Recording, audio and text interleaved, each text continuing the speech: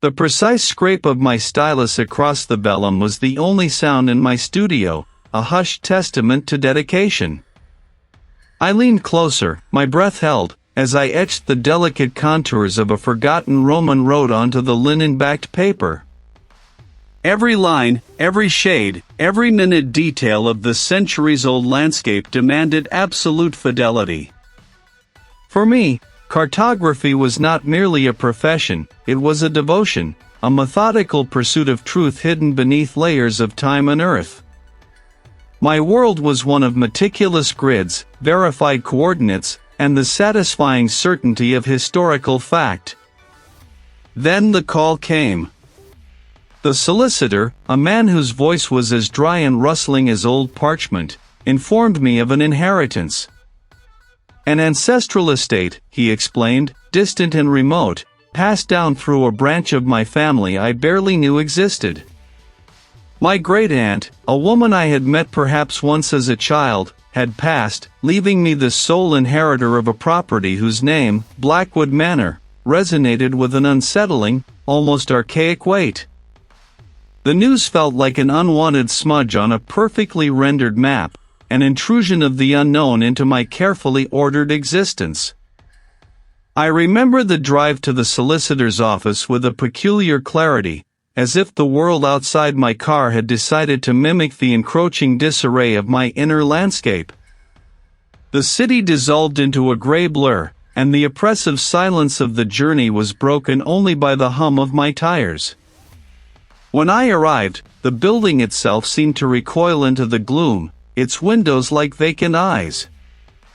I parked in the foggy parking garage where footsteps echoed too long, the air thick and cold, tasting of damp concrete and something metallic, like old pennies. Each step I took, the rhythmic tap of my polished dress shoes, stretched into an unnerving reverberation, a phantom companion following too closely behind me, then fading into the pervasive mist only to return with the next deliberate stride. I felt a prickle of unease, a sensation akin to an error on a map, a detail out of place. It was an early, subtle discord in the symphony of my life. The solicitor presented me with a thick sheaf of documents, the keys to a property I'd never seen, and a brief, unblinking assessment of its state, dilapidated, he'd clipped, and quite isolated. He spoke of land, acres of it, and a house that had stood vacant for decades. My analytical mind, accustomed to processing data, found itself struggling to conceptualize this sudden, massive acquisition. It felt less like a gift and more like a burden, a heavy, unseen weight settling upon my shoulders. The paved roads gave way to gravel, then to a rutted track barely wide enough for my vehicle. Trees, ancient and gnarled, formed an impenetrable canopy, their branches interlacing like skeletal fingers, clawing at the overcast sky. The air grew heavier, cooler, carrying the scent of damp earth and decaying leaves. When I finally emerged from the dense woods, the house stood before me, a stark silhouette against the bruised twilight. Blackwood Manor was not merely old, it was decrepit. A vast, neglected garden, choked with brambles and skeletal rose bushes, sprawled around it, a testament to long-abandoned care.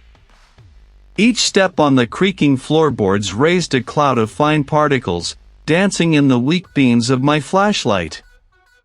The air was thick with the smell of decay, of stagnant air and forgotten things, old wood, dry rot, and something else, something subtly metallic and earthy, like disturbed soil. I moved through the empty rooms, my cartographer's eye instinctively noting structural flaws, tracing the faded patterns of wallpaper, mentally charting the layout. It was a ruin, yes, but a fascinating one, a canvas awaiting a new interpretation. My focus, however, was quickly drawn to a small, heavy oak chest in what appeared to be the library. The wood, though warped and scarred, felt solid beneath my fingers. The lock, ancient and rusted, yielded with a groan to a key I'd found amongst the solicitor's bundle. Inside, nestled amongst brittle, yellowed ledgers and a handful of tarnished silver implements, lay the map. It was not a map I recognized, nor one I could immediately place in any known cartographic tradition. Fashioned from thick, fibrous parchment that felt almost like cured hide, it depicted the Blackwood estate, but not as it currently stood. The lines were drawn with an unnerving precision, yet the features it rendered were alien. The manor itself was sketched in exquisite detail, but around it, the familiar contours of the land gave way to unsettling anomalies. There were symbols I couldn't decipher, concentric circles overlaid with jagged, almost runic characters, a series of precise, deep incisions forming an intricate pattern beneath what should have been the old well, and a network of subterranean passages, faintly marked, that burrowed far deeper than any known cellar system. The scale was exact, the orientation impeccable, yet the information it conveyed was utterly bizarre. It was a map of this place, undeniably, but a version of it that existed beneath the surface, a hidden topography. And it was incomplete. Several sections, particularly towards the northern boundary of the property and beneath a prominent rise of land marked simply as the Barrow, ended abruptly, as if the cartographer had stopped mid-stroke, or perhaps, had been interrupted. The ink, a deep, almost black pigment, seemed to absorb the dim light, and as I held it, a faint, metallic tang, similar to the one in the parking garage, prickled at the back of my throat. My professional curiosity, a force as strong as any current, surged through me. This was an enigma, a puzzle of the highest order. Who had made this map? What did these symbols mean? What was buried beneath this ancient land? The logical, ordered part of my mind demanded answers, demanded completion. It might uncover something that was never meant to be found. I would finish this map. I had to. Yet, even as my hand moved with its accustomed precision, a different map tugged at the edges of my perception, a crude, unsettling thing with lines that seemed to writhe, whispering of unknown paths and unseen depths. The ancestral estate, a name I had only ever associated with dusty legal documents and a distant, almost mythical lineage, now demanded my attention, its very silence a clamor.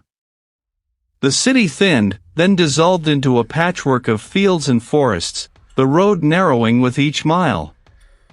The last stretch of road to the estate was barely more than a rutted track, swallowed by encroaching wildness. Ancient oaks, gnarled and possessive, formed a canopy that filtered the afternoon light into a bruised twilight. When the house finally loomed into view, it was less a home and more a monument to slow decay, its skeletal leaves clawing at the overcast sky. Ivy, thick as a man's arm, wrestled with the stone walls, reclaiming them with a silent, relentless siege. I spent the first day clearing a space, establishing a base camp of sorts amidst the dust and cobwebs. The next morning, the inherited map spread across a makeshift table in the cavernous, damp-smelling parlor. I began my task. My own survey instruments lay beside it, gleaming with their promise of empirical truth. The estate, according to the modern deeds and topographical surveys I'd acquired, was a sprawling but relatively unremarkable parcel. The inherited map, however, told a different story. Its lines were bolder, more primitive, etched with a confidence that defied its age and lack of professional rendering. My first foray into the grounds was a calculated exercise in verification. I walked the perimeter, compass and GPS unit clutched in my hands, comparing the physical landscape to the modern documents. The initial alignment was close enough, a faint comfort. But as I ventured deeper, guided by the unsettling map's enigmatic markings, the discrepancies began to bloom like noxious weeds. They were too regular, too deliberately placed to be natural formations. The modern surveys showed only an undulating rise in the terrain here. But the inherited map, with its crude, insistent lines, depicted a cluster of structures, faint and almost erased, beneath this very spot. Further on, where the modern map showed a clear, open meadow, the inherited map indicated a dense thicket, crisscrossed by what looked like paths. The most disturbing discovery came near what the old map marked as the Sentinel's Rise. They were not gravestones, nor boundary markers, nor any kind of cairn I recognized from my historical studies. They were irregularly shaped, scarred by time and weather, yet they seemed to point, not to each other, but outwards, towards nothing discernible, or perhaps towards something I could not yet perceive. Their alignment made no sense, defying any known surveying principle or astronomical observation. They were simply there, silent witnesses to an ancient, forgotten purpose. The inherited map showed a cluster of symbols near this rise, symbols that resembled crude, stylized eyes, or perhaps concentric circles, radiating outwards. As I knelt, brushing away the clinging soil from one of the stones, the faint rustling sound intensified, seeming to emanate from the very earth beneath my fingertips. This was more than just a cartographic puzzle, it was an invitation to something far older, far more demanding, than I had ever anticipated. A flicker. Something dark, like a moth's wing brushing the edge of my vision, danced in the periphery of the vast window overlooking the overgrown gardens. I straightened, my hand hovering, the stylus poised. Nothing. Only the ancient, gnarled branches of an oak, swaying almost imperceptibly in the still air, casting shadows that stretched and shrank with the muted afternoon light. My eyes scanned the glass, then the corners of the room, dismissing it as a trick of tired sight, a consequence of hours spent hunched over maps. The isolation of the estate, I told myself, was beginning to play on my senses. But the next evening, while tracing the faint outlines of what I believed to be an ancient pilgrimage route, a sound arose. A low, sibilant murmur, like dry leaves skittering across stone, seemed to emanate from the very fabric of the old house. I froze, head cocked, listening. The air itself seemed to thicken, pressing in, heavy with unspoken things. Just as quickly as it had begun, it receded, leaving behind only the creak of settling timber and the distant rustle of the wind. My breath hitched. I told myself it was the house, ancient and full of its own size. Old pipes, perhaps. The wind finding a new crack. Later, I discovered my preferred cartographer's pen, a precise instrument I had left by the inkwell, was now resting on a stack of unrelated parchments across the room. My magnifying glass, which I had used that morning to examine a particularly faded detail, lay on the floor, tucked almost deliberately beneath the leg of my heavy oak desk. Small things. Inconsequential. I attributed them to my own absent-mindedness, a side effect of deep concentration. I simply must have moved them without conscious thought, I reasoned, my mind already eager to dismiss the growing unease. The nights, however, offered no such easy dismissal. Sleep became a treacherous descent into vivid, unsettling dreams. I found myself wandering the estate, but the landscape was warped, the trees skeletal, the paths overgrown with a thorny, grasping vegetation that snagged at my clothes. But the explanations felt increasingly thin, brittle. The need for a break, a breath of air unsullied by the estate's peculiar atmosphere, became overwhelming. I needed to replenish my supply of vellum, and perhaps, more importantly, to feel the mundane press of the outside world against my shoulders.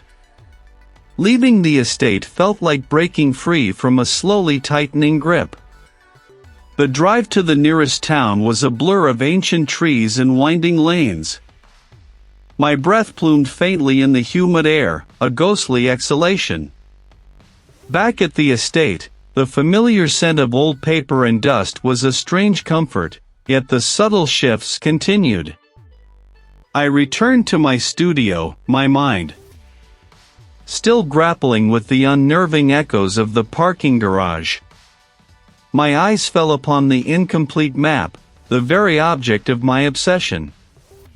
I had been working on a section detailing the estate's northern boundary, a stretch of land where the old family records hinted at an ancient burial mound.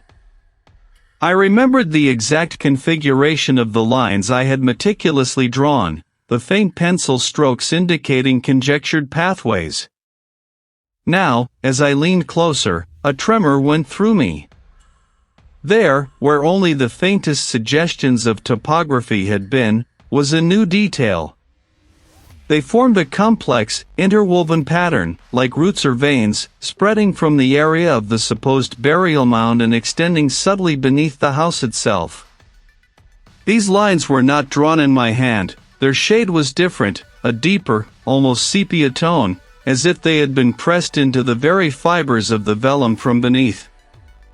They hummed with a disturbing energy, an implication of something vast and intricate lying hidden, something that the map was now, inexplicably, beginning to reveal on its own.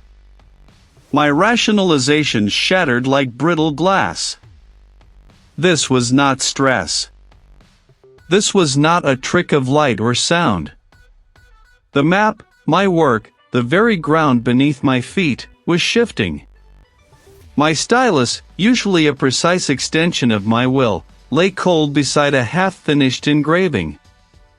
The true cartographic challenge, the one that had begun to burrow beneath my skin, was the incomplete, unsettling map of the estate. Its lines were less about history and more about a gnawing present, a future I could not yet discern but felt closing in. The vellum, once a mere curiosity, had become a malignant puzzle, each unmarked contour a question mark carved into my piece. I began my research in the estate's own library, a room heavy with the scent of aged paper and dormant dust motes dancing in the infrequent shafts of sunlight. My fingers, accustomed to the delicate touch of antique maps, now traced the spines of forgotten ledgers, the brittle covers of family diaries, and the bound collections of local newspaper clippings. The earliest records spoke of prosperity, of land grants and timber yields, but as I delved deeper into the 18th and 19th centuries, a subtle shift occurred. The prose grew less formal, more frantic. Mentions of unseasonable blight and the land's peculiar thirst began to appear, followed by cryptic notes on the turning of the earth and the whispers from below the roots. One evening, deep within a locked oak chest, I unearthed a collection of letters tied with a faded ribbon, their script spider-thin and urgent. They were correspondence between an ancestor, a woman named Ilara, and a distant cousin. She detailed a recurring pattern, a family member, often the eldest son, succumbing to a melancholy that deepened into a fever of the spirit, culminating in their disappearance or a sudden, violent end. Each account seemed to orbit specific locations on the estate, places that, even now, felt heavier than others. The estate records, however, were incomplete.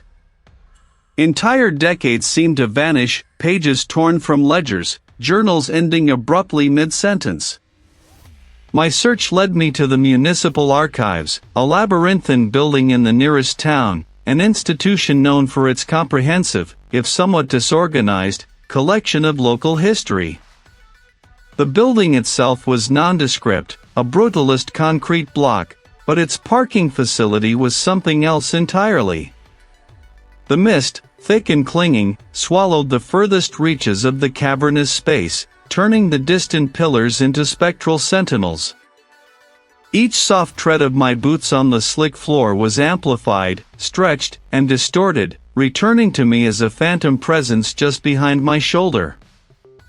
The low hum of the ventilation system seemed to pulse with a slow, deliberate rhythm, a deep, resonant thrum that vibrated in my teeth. The sense of being watched, not by a person, but by the very atmosphere itself, was profound. I retrieved the requested boxes from the archivist, a stoic woman with spectacles perched on her nose, who barely met my gaze as she slid the dusty containers across the counter. The journey back to the estate felt longer, the gray world outside the windows mirroring the growing unease within me. Once ensconced in my studio, the new material spread across my drafting table. The pieces began to coalesce with horrifying clarity. Among the brittle newspaper clippings detailing local disappearances from centuries past, I found recurring motifs. Another, from the 1920s, spoke of a young woman who walked into the woods and was never seen again, her family reporting strange low groans emanating from the ground near a peculiar, gnarled oak. What truly arrested my breath was a faded sketch found tucked inside a pamphlet on regional flora. It depicted an ancient standing stone, roughly hewn, surrounded by a ring of smaller, moss-covered rocks. A rudimentary map accompanied it, marking the location of this sunken grove with a crude X. The X on that amateur sketch aligned precisely with a faint, almost invisible, crosshatch pattern on my ancestral map, a detail I had previously dismissed as an imperfection in the vellum. The map wasn't just a guide to the estate's physical boundaries, it was a cryptic diagram of its wounds, a terrifying blueprint of its hunger. A chill, unlike any draft, seeped from the page, settling in the marrow of my bones. It was not the cold of winter, but a penetrating, vital cold that seemed to hum with an unseen energy. My initial surge of discovery, the cartographer's thrill of the chase, began to curdle, replaced by a growing disquiet. The very air within the study seemed to thicken, pressing against my eardrums. The familiar creaks of the old house, usually comforting in their predictability, now sounded like the strained groans of something immense struggling to breathe. I'd whip my head around, my breath catching, but the anomaly would dissolve, leaving only the mundane reality of dust motes dancing in the afternoon light. Yet, each disappearance left a phantom imprint on my retinas, a lingering sense of something else having been there. No longer a formless hum, they began to coalesce, like fragments of shattered glass reforming into jagged words. Then, your blood. They carried a weight, an ancient resonance that spoke of forgotten pacts and demands. That evening, the escalation became undeniable. I was attempting to verify a land demarcation on one of the larger, less complete maps, my hand steady despite the growing unease. My pen, poised over the parchment, clattered from my nerveless fingers. The very notion of coincidence withered and died. I tried to rationalize it. The house was old, settled. Magnetic interference. A sharp, earthy scent, like disturbed grave soil and stagnant water, permeated the air, thick and cloying. I needed to speak to someone, anyone, who could offer a grounding voice, a shred of normalcy. I called a colleague, a fellow cartographer who understood my obsession with historical accuracy. I tried to recount the discoveries, the map, the sunken grove, attempting to couch the more unsettling details in terms of unusual phenomena and stress-induced illusions. "Reed, you've been cooped up out there for weeks," the colleague's voice crackled, distant and tinny. "Old houses play tricks. You're probably just over-caffeinated and underslept. Take a break. Come back to the city." There was a dismissive chuckle, light and unburdened, utterly devoid of comprehension. The signal, already weak, began to fray, dissolving into static. "Look, I've got a deadline." I felt watched, perpetually scrutinized by unseen eyes. I drove into town, the old sedan rattling over the uneven country roads, the fog growing thicker with every mile, clinging to the windshield like a shroud. The concrete labyrinth seemed to absorb sound, distorting the distant hum of traffic into something alien and mournful. Each click of my shoes against the damp pavement reverberated unnaturally, stretching out, multiplying, until it sounded as if countless unseen feet shuffled behind me. The sense of being pursued, of being unable to truly leave the entity behind, was overwhelming. My phone, clutched in my trembling hand, displayed no service. I tried again, dialing the local sheriff's office, my thumb hovering over the call button. What would I say?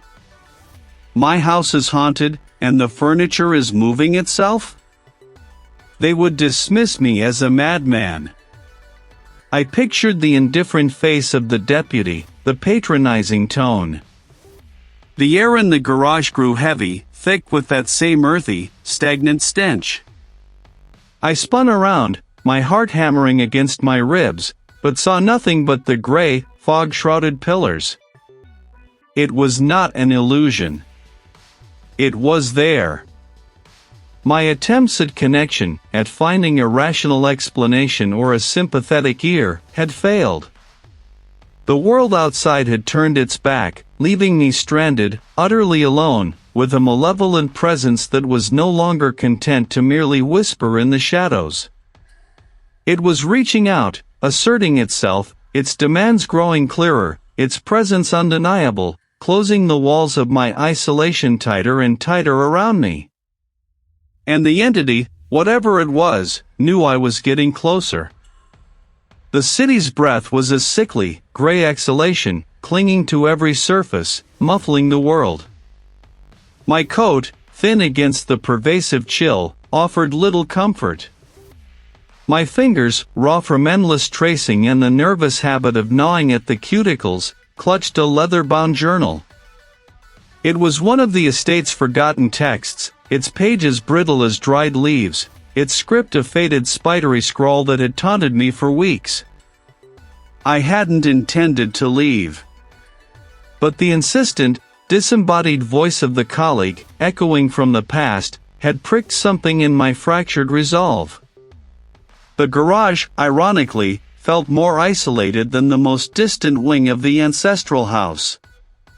Here, the hum of distant traffic was a phantom limb, a reminder of a world I no longer inhabited. The journal lay open on my palm, its aged paper crinkling softly. For days, I had been tormented by a recurring symbol from the estate's map, a series of concentric circles, etched with an unnerving precision, overlaid with what I'd first dismissed as decorative flourishes. But the journal, filled with arcane notes and genealogical entries, held a key. My cartographer's eye, trained to see patterns, had finally begun to connect the seemingly disparate elements. The flourishes, I now saw, were not decorative at all. Each curve, each jagged line, corresponded to a specific point on the estate's sprawling grounds, points I had spent weeks meticulously verifying. The concentric circles, which I had believed marked a hidden chamber or a treasure vault, were something far more sinister. My breath hitched in my throat, a ragged, shallow gasp. I traced the symbol with a trembling finger, the rough texture of the paper almost abrasive against my skin. It was not a destination. It was a containment. A seal. A prison.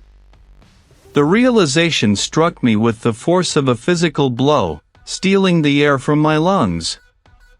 The map, the one I had poured my sanity into completing, was not a guide to discovery, but a blueprint of confinement.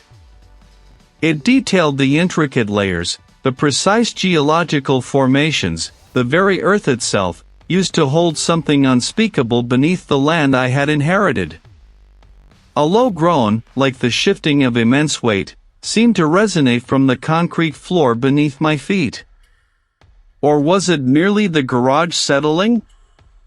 My mind, a frayed rope, struggled to distinguish. The journal's faded script, once obscure, now screamed its meaning at me. The seal, once impenetrable, was eroding. The map, in its incompleteness, was not a challenge, but a warning.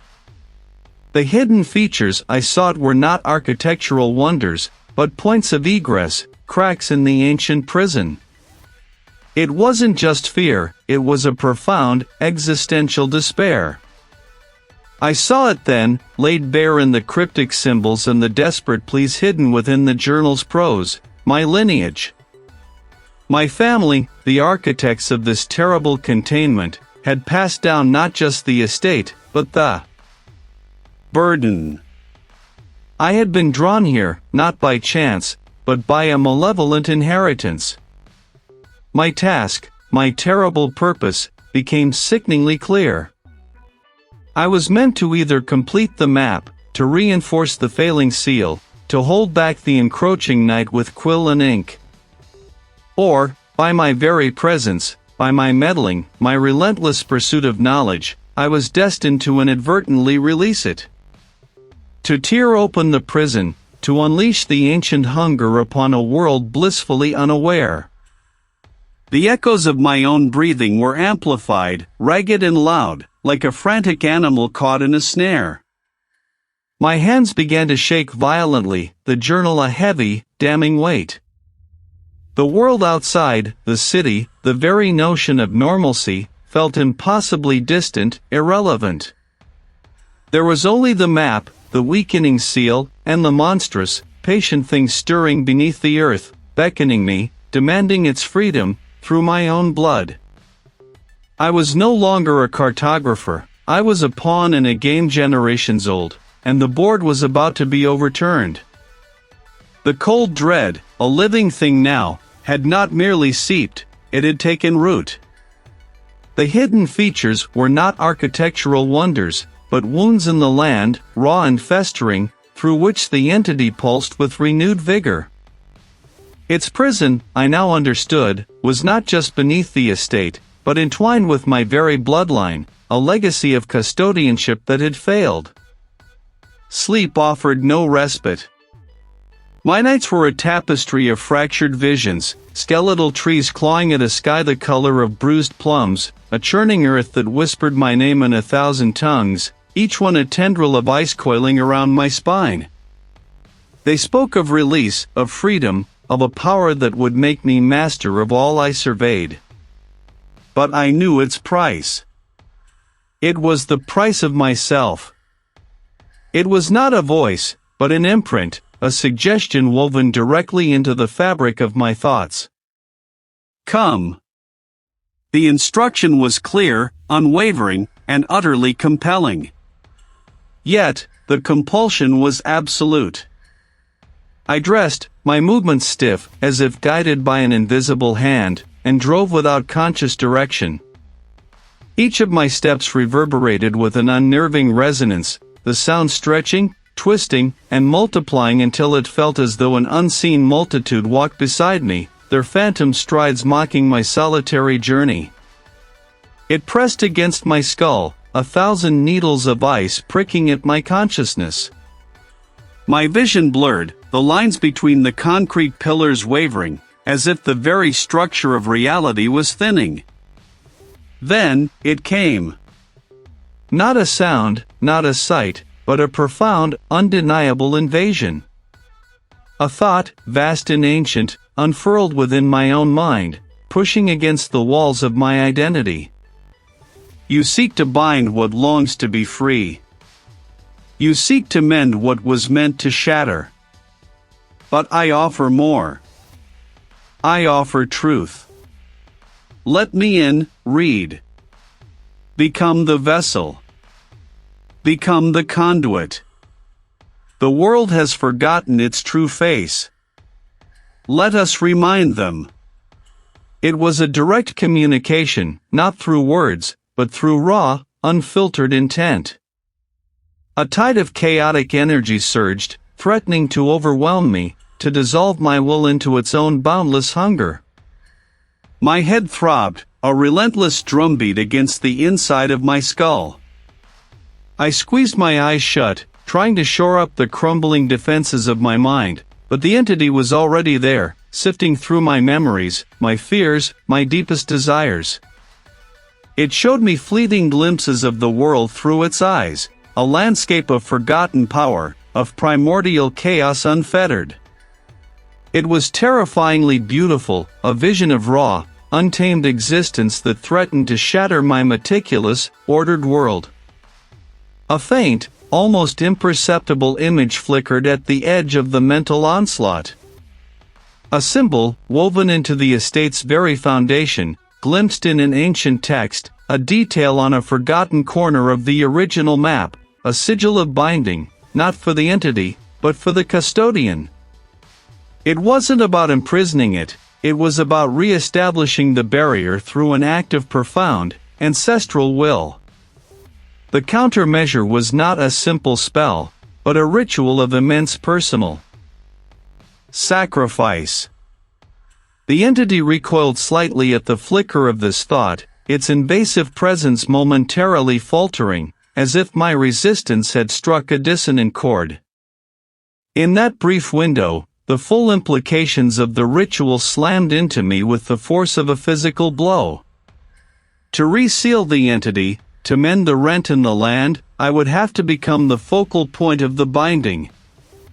I would have to become the map, the living conduit, the ultimate cartographer of chaos, imposing order not with ink and parchment, but with my very being. The sacrifice was my identity. My life's work, my passion, my very sense of self as a meticulous scholar of order, would have to be offered up, transformed into a living, breathing seal. It would mean willingly inviting the chaotic energy to flow through me, to contain it within my own mind for a fleeting, agonizing moment, before forcing it back into its subterranean prison. The stakes were no longer confined to the decaying estate or my family's cursed lineage. If I failed, if I succumbed, the entity would be fully unleashed, and its ancient hunger would consume all order, all reason, all light. The fate of the land, and perhaps beyond, rested on my actions. I was Reed, the cartographer, and I would not let the map become my tomb. I would redraw the boundaries of its prison, even if it meant erasing myself in the process. The chill from the previous night, the profound otherness that had tried to engulf me, had not receded with the dawn. Instead, it had solidified into a cold, hard knot of resolve in my gut. I understood now. The map, the estate, my lineage, it was all a cage, and the bars were rusting, bending. The entity, whatever it was, whatever it craved, was stirring, and I was the only one left to answer its ancient call. My ancestors had tried to contain it, to appease it, to bury it under layers of earth and secrecy. Now, I had to complete their desperate work. The ritual. The sacrifice. I would do it. There was no other choice. I descended, not into a dusty crypt or a winding cave system, but into a place far stranger, one that had no business existing beneath the crumbling grandeur of the estate. My incomplete map, now a tattered, scribbled-over guide, had led me to a hidden elevator shaft, cleverly concealed behind a false wall in the old servants' quarters. The descent was slow, the ancient motor groaning like a dying beast, filling the small space with the scent of ozone and stale oil. The air hung thick with a pale, phosphorescent mist that clung to the concrete pillars and dripped from the low ceiling. It was an anachronism, a modern structure grafted onto an ancient horror, or perhaps, a modern structure corrupted by it. Each step I took sent a ripple of sound across the expansive space, the scuff of my boots returning to me seconds later, elongated and distorted, as if a spectral companion walked just behind me, mimicking my every move. The entity's presence was immediate, a pressure against my temples, a low hum that vibrated through my bones. It was testing me, probing, seeking the cracks in my resolve. Phantom shapes flickered in the mist, just at the periphery of my vision, elongated figures, hunched forms, faces that dissolved before I could properly focus. The temperature plummeted. My fingers, even gloved, felt stiff. They were not words, but insidious currents of despair, doubt, and temptation. Turn back, read. Turn back to the light. This is not your burden. Let others suffer. They painted vivid, enticing images of sunlight on the estate's lawn, a hot meal, a peaceful night's sleep. For a fleeting moment, I almost faltered, the sheer exhaustion threatening to overwhelm my purpose. But then I remembered the otherness, the profound hunger, and the faces of my ancestors, trapped in my mind's eye. I pushed forward. The mist thickened, swirling into vortexes that momentarily blinded me. I stumbled, my hand reaching out to steady myself against a damp, rough-hewn wall. My fingers closed around something hard and sharp. I recoiled, pulling my hand back, feeling a sting. Looking down, I saw a thin line of blood welling on my palm. Embedded in the wall was a shard of obsidian, not naturally occurring, but carved, honed to a razor edge. It was a deliberate trap, not just physical, but psychological, a testament to the entity's malevolence. The air grew heavy with the scent of decay, a cloying sweetness that made my stomach churn. The mist parted briefly, revealing a small, alcove-like chamber. Upon it lay a collection of grotesque effigies, carved from bone and hardened hide, each depicting a figure contorted in agony, their mouths wide in silent screams. It depicted a heart, not whole, but torn asunder, with roots like tendrils reaching out, binding it to the earth. The ritual wasn't just about sealing it away. It was about feeding it and the sacrifice. The entity wasn't just hungry for power, it was hungry for essence. My essence. My lineage. My determination, however, did not waver. I had come too far. I would not be another link in its chain of consumption. I would break it, even if it meant breaking myself. The cold knot in my gut had sharpened, honed by the dawn's indifferent light, into a single, piercing needle of intent. The estate had revealed its deepest wound, a scar on the earth itself that the map had merely outlined in cryptic strokes. I had followed the final, most unsettling contour, not a path through overgrown gardens or crumbling stone, but a descent. A long, winding passage, hidden behind a false wall in the ancient cellar, leading not to more subterranean chambers of the ancestral home, but to something anachronistic, profoundly out of place. The air hung heavy and damp, smelling of ancient concrete, stagnant water, and a faint, cloying sweetness that was utterly alien. Overhead, a single, caged bulb flickered, casting a sickly yellow sheen on the pervasive mist that clung to the pillars and girders, making the vast space feel both endless and claustrophobic. The map, now unrolled and weighted down on a portable stand I'd brought, glowed faintly under the beam of my headlamp. It wasn't just lines and symbols anymore, it was a blueprint of suppression, a cartography of confinement. The final, incomplete section, the one I had labored over, now made chilling sense. It detailed not a hidden treasure, but a specific geometric pattern, a precise alignment of forces designed to bind. The entity, the pervasive otherness that had seeped into my bones, was not merely under the estate, it was contained by the estate, or rather, it had been. My ancestors had built a cage, and I, in my meticulous pursuit of completion, had been unknowingly prying at the bars. My hands, though trembling slightly, moved with a cartographer's precision. I set down the compass, its needle shivering as if sensing the unnatural magnetic fields. Around me, I placed the carefully selected stones, each one chosen for its specific mineral composition, its resonance with the Earth's own energies, as indicated by the marginalia I'd finally deciphered. I began to draw, using a thick, ochre pigment, the lines of the binding circle. It was a complex array of interlocking polygons, a geometric spell laid upon the concrete floor, mirroring the patterns on the map. The single bulb above flickered more violently, plunging the garage into momentary blackness before sputtering back to life, its light weaker, more desperate. Stop. My hand faltered, the ochre stick skittering across the concrete. A low thrum began, vibrating up through the soles of my boots, a deep, resonant hum that seemed to originate from the very foundations of the structure. The fog thickened, swirling into indistinct shapes at the periphery of my vision, shifting like predatory specters. The entity was fighting back, not with claws or teeth, but with the insidious erosion of my sanity, the subtle twisting of my perception. I closed my eyes for a breath, forcing the images away, clutching the map's edge. Focus, read.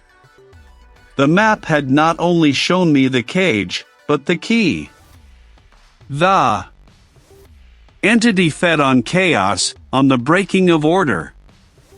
My cartographic precision, my obsession with lines and boundaries, was its antithesis. This wasn't a battle of strength, but of will, of the intellect imposing order upon the primordial.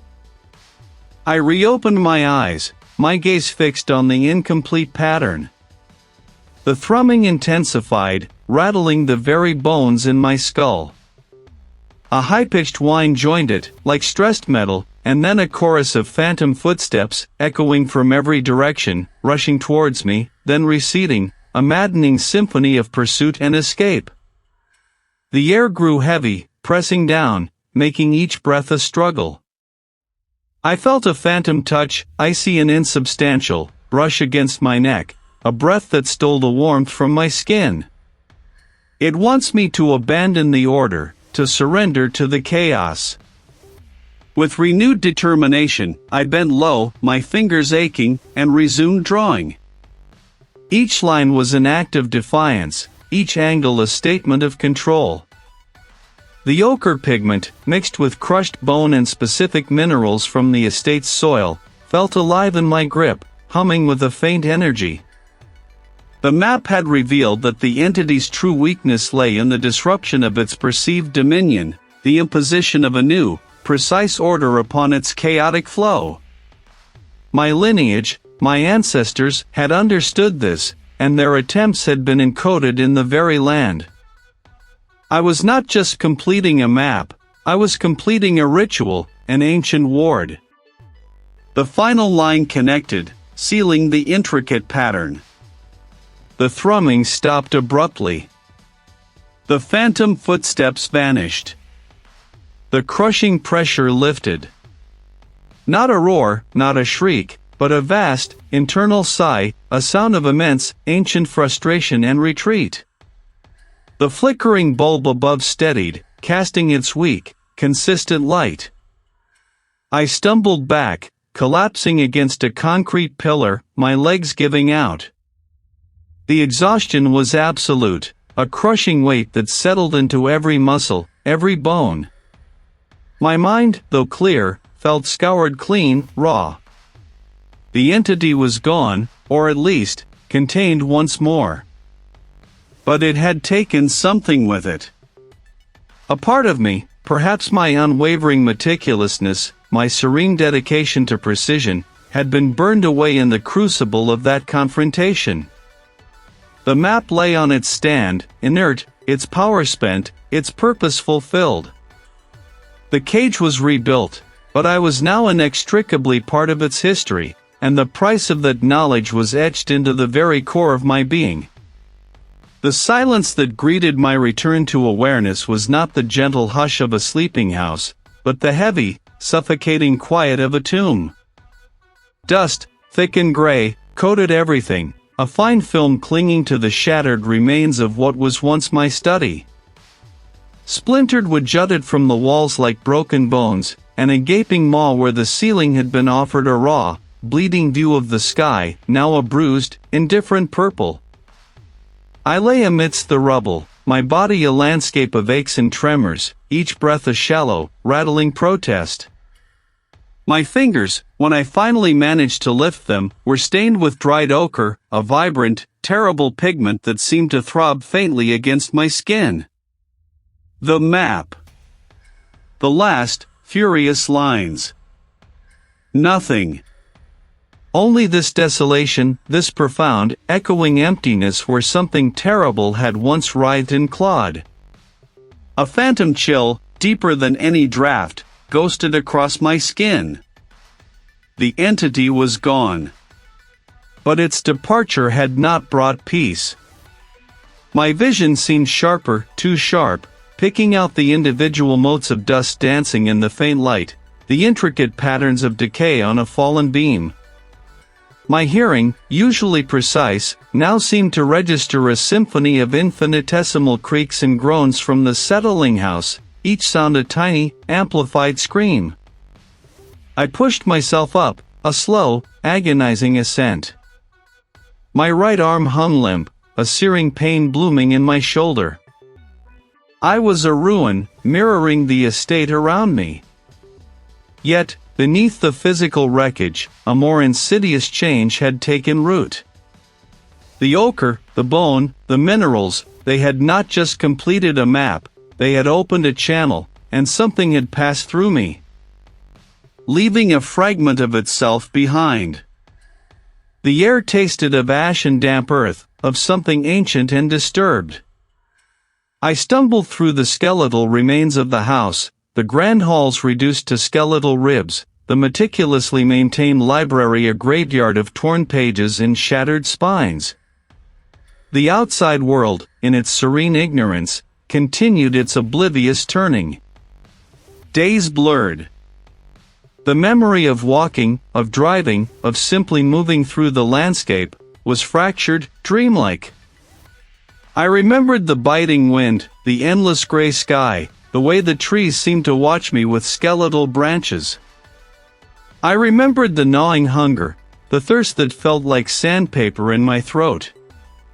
But the details were lost, swallowed by the profound trauma that had rearranged my internal landscape. The transition was jarring, a sudden plunge from the desolate wilderness into this concrete labyrinth. The fog was not natural, but an artificial haze, a perpetual industrial breath that clung to the low ceiling and obscured the distant walls. The light fixtures above, shrouded in the perpetual mist, cast a sickly, jaundiced glow that barely pierced the gloom. Rows of empty parking spaces stretched into the hazy distance, a geometric pattern of absence. The fragment within me stirred. It wasn't a voice, not exactly, but a subtle shift in perception. I saw the faint, almost imperceptible currents in the air, the way the fog swirled with an uncanny intelligence. I felt the deep, resonant hum of the concrete, the earth beneath it, a low, constant thrum that had always been there, unheard, until now. The entity was gone, yes, but it had left a part of its awareness, a sliver of its terrible vision, embedded in my mind. I was no longer just Reed, the cartographer. The quiet hum of the garage, the stretching echoes, the clinging fog, they were all part of a new, unsettling symphony that only I could hear. The air, once thick with the acrid scent of ancient earth and something far older, had thinned, leaving only the metallic tang of ruin in my throat. I lay amidst the wreckage of my study, not broken, but profoundly rearranged, as if the world had been violently shaken and I, a solitary shard, had landed askew. The dust, which had been a shroud, now felt like a second skin, clinging to my every pore, a constant reminder.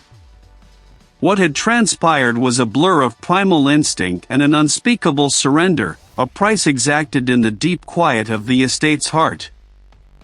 I remembered the finality of it, a tearing away, not of flesh, but of an anchor to what I once considered myself.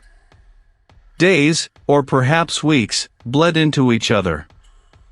My departure from the estate was not an escape, but a slow, deliberate disentanglement. I left behind the crumbling walls, the echoing chambers, the map itself, now a tattered, meaningless thing, its secrets devoured. The caretaker, a man whose eyes held a weary understanding I hadn't noticed before, offered no questions, only a quiet nod as I secured the gates, a final, futile gesture against the encroaching wildness. He seemed to recognize the shift in me, the way my gaze now lingered on shadows, the tremor in my hands that wasn't from age or cold. I sought the familiar, the mundane. My old office, a small, sun-drenched space far from the estate's oppressive shadow, was meant to be a sanctuary. The scent of ink and aged paper, the quiet hum of the city beyond the windowpane, these were once my anchors. I laid out my tools, the fine-tipped pens, the meticulously sharpened pencils, the vast, blank sheets of vellum waiting for new worlds to be etched upon them. But the world I now saw was different. My hands, once so steady, now trembled with an insistent rhythm, a faint echo of the earth's pulse beneath the estate. Sleep offered no solace, only a descent into a gray, liminal space where the air was always heavy with the smell of damp earth and something else, something metallic and ancient, a scent that clung to the edges of my dreams. One afternoon, a colleague, a cheerful woman who specialized in urban planning, asked me to review some historical street layouts. It was a simple task, a return to the precise, logical world of cartography.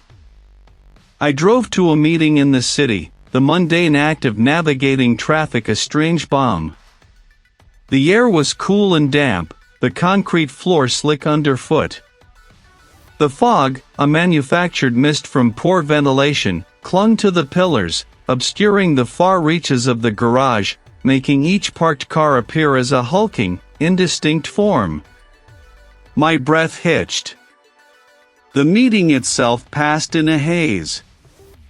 I nodded, offered perfunctory comments, my mind miles away, still in the echoing fog of the garage, still hearing the phantom steps. I could no longer see the world without seeing through it, to the layers beneath, to the hidden currents and the things that stirred in the deep. My meticulous nature, once a strength, had become a torment. The entity was contained, yes. The estate, I knew, was a monument to its slumber, and I, its unwitting guardian. The price had been my old life, my untroubled perception. I was no longer merely a cartographer, I was a living map, etched with the memory of something vast and terrible. My eyes, once clear and focused, now held a depth that was not my own, a flicker of something ancient and knowing. I would pick up a pen, my hand still trembling. Instead of charting new territories, I would find myself drawing, compulsively, the faint, almost invisible lines of the estate, the intricate, terrible patterns of the land, the precise location of the sacrifice, the place where the world had opened and then, with a terrible sigh, closed again. The horror wasn't over. It had simply shifted, transformed into a constant, living presence within me. I was a vessel now, not just of knowledge, but of an unending vigilance. The new beginning wasn't a rebirth, but a perpetual haunting. And I knew, with every fiber of my being, that one day, it would stir again.